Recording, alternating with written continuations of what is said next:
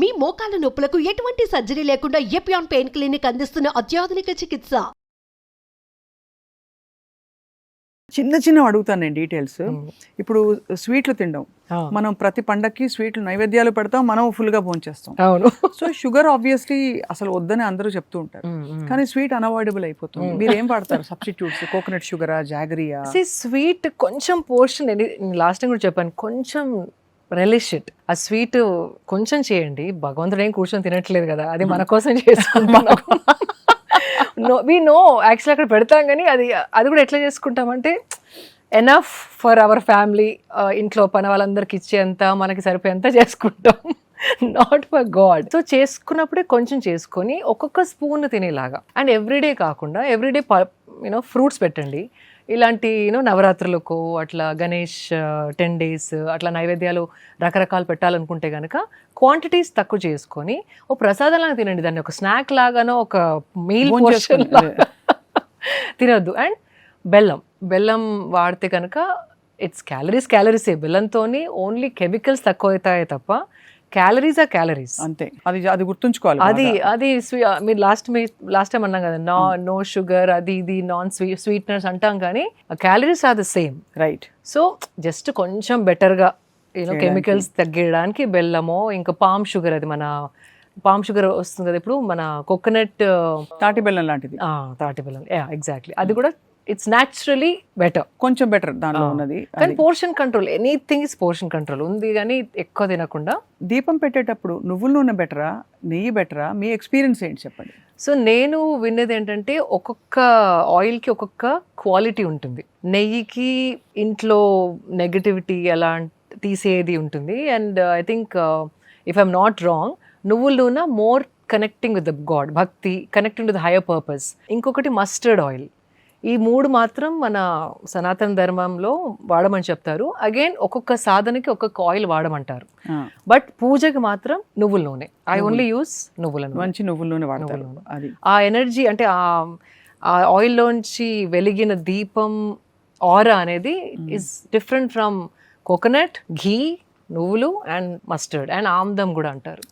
So I'm not, అంటే అంత క్లియర్గా తెలీదు, but one I know for God it's నువ్వుల నూనె పూజ.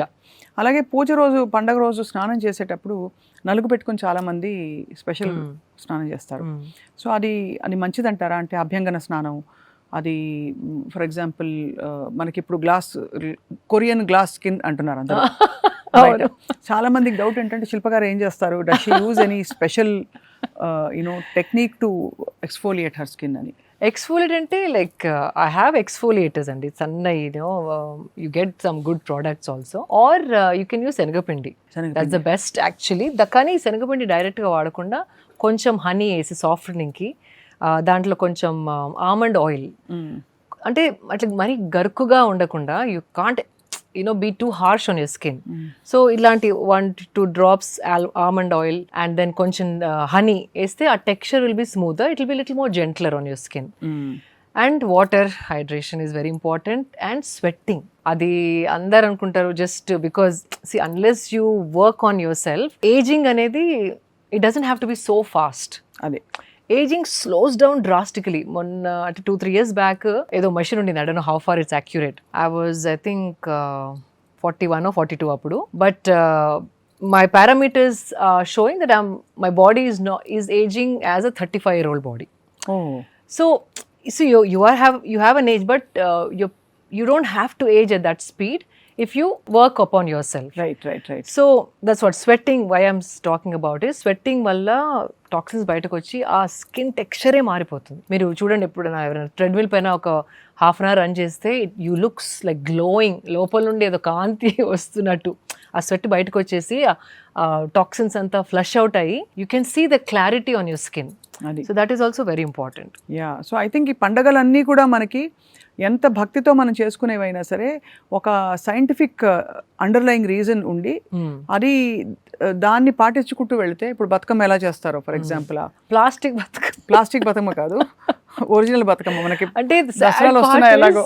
When I see plastic Bathukammas all over the town, నాకు అయితే క్రైయింగ్, అది కావాలంటే పోస్టర్ పెట్టండి, బట్ ఆ ప్లాస్టిక్ పూలని అలా చేసి మళ్ళీ అవి where are they going to throw? Are they going to save it for the next year, or are they going to recreate? Tons and tons of waste అండి. అది ఆ ఫ్లెక్సీస్ కూడా పెద్ద పెద్ద ఫ్లెక్సీస్ పెడతారు, హ్యాపీ బర్త్డే అన్న, ఏదో political leader birthday కూడా కాలనీ నిండా పెద్ద పెద్ద ఫ్లెక్సీస్. ఆ ఫ్లెక్సీ ఎక్కడ పోతుంది? What is it happening? నాకు చూస్తుంటే అయితే you won't believe, I get bothered a lot. మీకు ఎంత స్పష్టత ఉంది, క్లారిటీ ఉంది శిల్ప గారు. మీ ఫ్రెండ్ సర్కిల్లో they must look at you with ఆ అండ్ వండర్. అయ్యో అట్లేం లేదు, ఎవరు అంత పట్టించుకోరు కదా, మీరు చెప్పినంత పట్టించుకుంటారా మీ ఫ్రెండ్స్ లో ఎవరు? అంటే అంత శ్రద్ధ unless you are inclined towards. అంటే బిజీ ఉంటే పట్టించుకోరు, బట్ దే ట్రై లిటిల్. అంటే వి ఇన్స్పైర్ ఈచ్ అదర్. వాళ్ళకి తెలిసింది నేను నేర్చుకుంటాను, నాకు తెలిసింది వాళ్ళు నేర్చుకుంటారు. So it's more like that. Yeah, so చాలా విషయాలు మీ నుంచి చాలా మంది కామెంట్స్ క్వశ్చన్స్ చూస్తుంటే it's amazing. They want to hear so much from you. ఇంకా చాలా విషయాలు. ఇవాళ అయితే పండగ గురించి మాట్లాడాం మనం. ఆఫ్ కోర్స్ మీరు చాలా busy schedule, you given us time. No, not at all. But